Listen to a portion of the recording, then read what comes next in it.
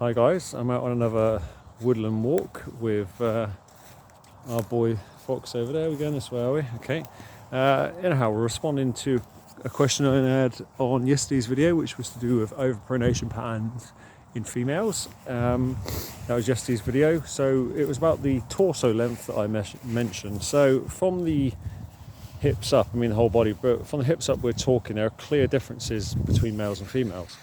Well, hip size obviously is different, shoulder width, the torso length itself. So in this section here, it's longer in females than it is in males, and it's by design. Obviously, females, should they choose, need to fit a baby in there, whereas we clearly don't.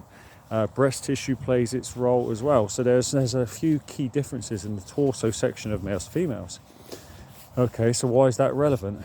Because of the design in the torso section of females, what it predisposes to is a slightly forward head posture, and it also disposes females to have a tendency to have an imbalance in the muscles in the abdominal region and around the core. So there's usually a difference between the upper and lower abdominal coordination. Usually the upper abdominals are stronger and the lower abdominals are a bit too weak. The transversus abdominis as well can be inhibited, as well as a couple of things, but they're the main ones. So there's also, in women, because of the postural differences, there's a tendency to breathe from, it's difficult to see in the camera, but from here up. Instead of a deeper breath, there's a tendency to breathe from here up.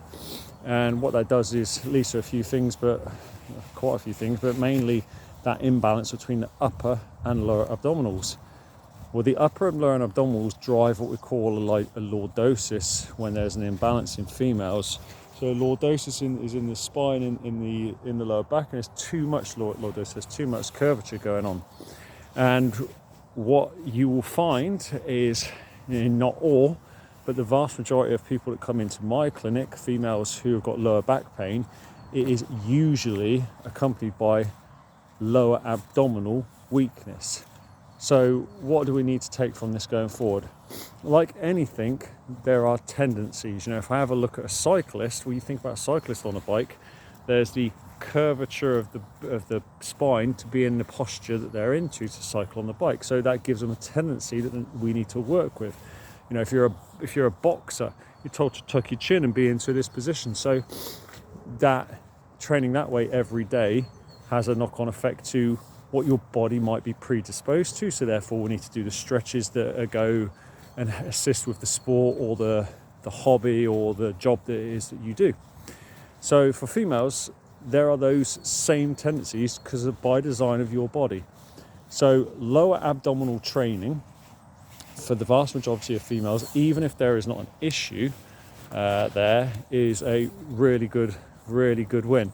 Lower abdominal training, I will probably do a video actually showing some lower abdominal training, but you don't want to go in at a crazy high level. Start off on stabilization of lower abdominals to help with the muscle imbalance between lower and upper. Definitely you don't want to be sat there doing loads of crunches and working on the upper abdominals, because that's just going to drive dysfunction further into your nervous system, and then you're dealing with a more complex issue.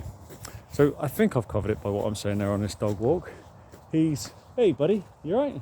Good job. No squirrels. So that kind of sums up that differences in torso. Have an understanding of why lower abdominals a key area. If we can get those trained, it works to work with the discrepancies we have in the upper body, if that's the right word there, that will hopefully lead to a reduction in back pain if you are experiencing it. Anyway, have a great rest of your day. I'll see you on the next one.